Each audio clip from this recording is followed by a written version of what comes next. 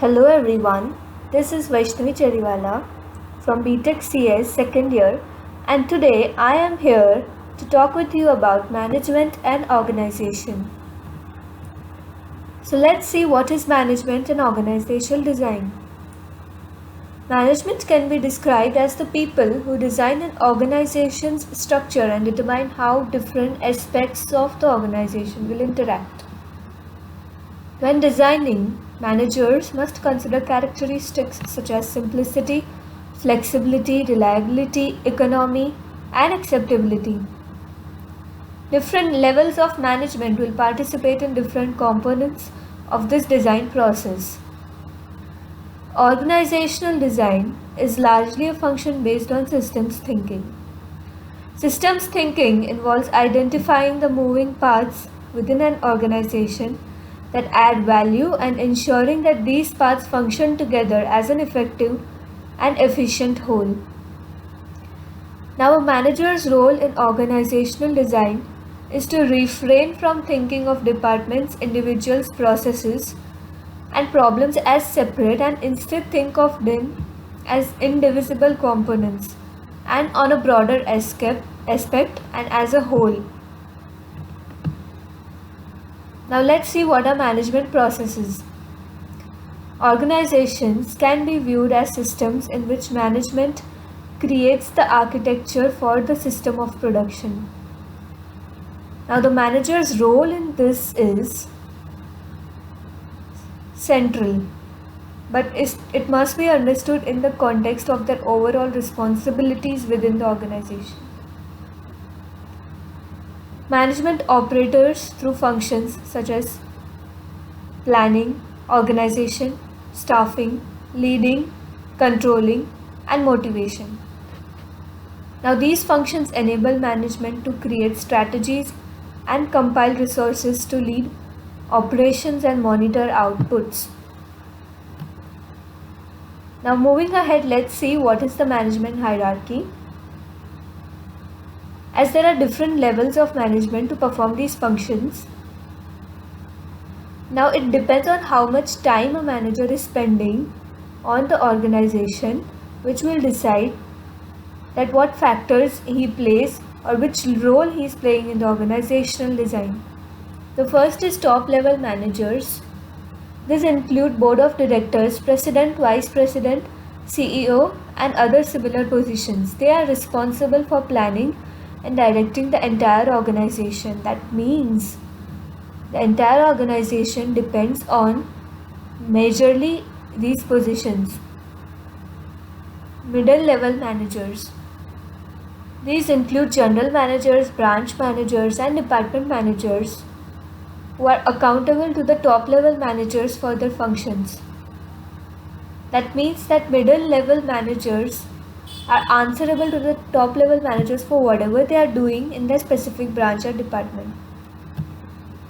First level managers include supervisors, section leads, foremen, and similar positions.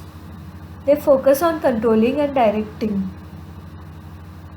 As a result, the upper level management will view the organization from a macro level and will consider all moving parts of the organization.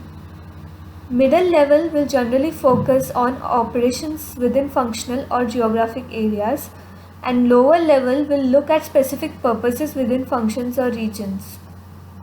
As you can see in this picture, it contains four aspects, that is planning, organization,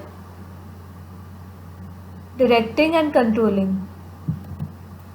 Now let's see what are the basics of organizational structures.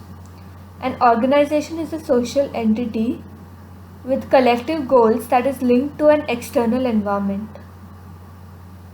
Most organizations fall in one of these four types, that are pyramids or hierarchies, committees or juries, matrix organizations, and ecologies.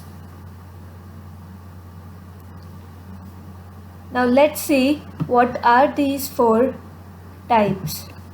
First is pyramid or hierarchy.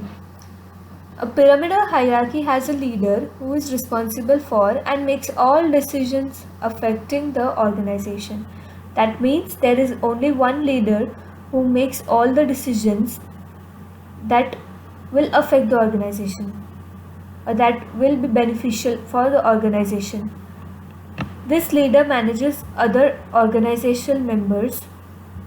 Pyramids and hierarchies often rely on bureaucratic practices such as clearly defined roles and responsibilities and rigid command and control structures. Like physical pyramid, these organizations need a sturdy base with sufficient members.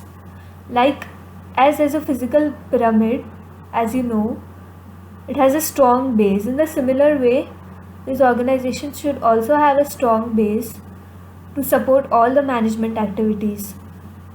Next is committee or jury. Committees or juries consist of group of peers who decide collectively, sometimes by casting votes, on appropriate course of action within an organization. Members of a committee usually perform additional actions after the group reaches a decision, while a jury's work concludes once the group has reached the decision. This is the basic distinction between committees and juries. As you can see, committee, it performs actions after the group reaches a decision. So once the group reaches a decision, after that the committee will perform an action, and jury will conclude once the group has reached the decision. Jury's work is to conclude the decision made by the group.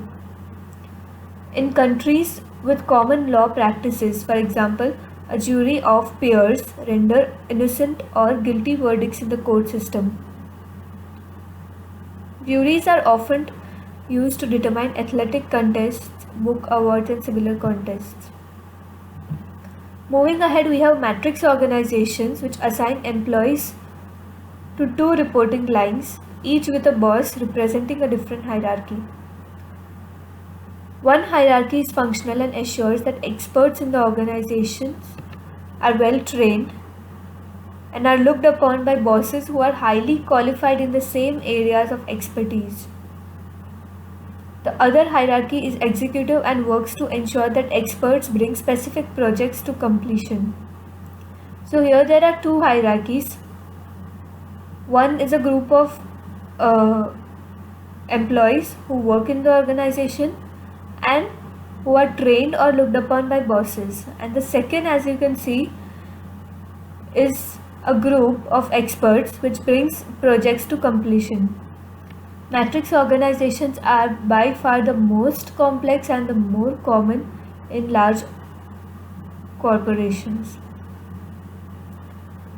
Last is ecology. In ecologies, each business unit represents an individual profit center that holds employees accountable for the unit's profitability. These kinds of organizations foster intense competition as all members are paid for the actual work they perform. Ineffective parts of the organization are left to fail and thriving parts are rewarded with more work. Companies that use this organizational structure define roles and responsibilities strictly, and each business unit tends to operate autonomously. In an ecology organization, clearly defined measurable objectives that reflect the business's goals are critical. So here we have seen the 4 types of organization and the management processes in this PPT today. Thank you for your patient listening. Have a nice day.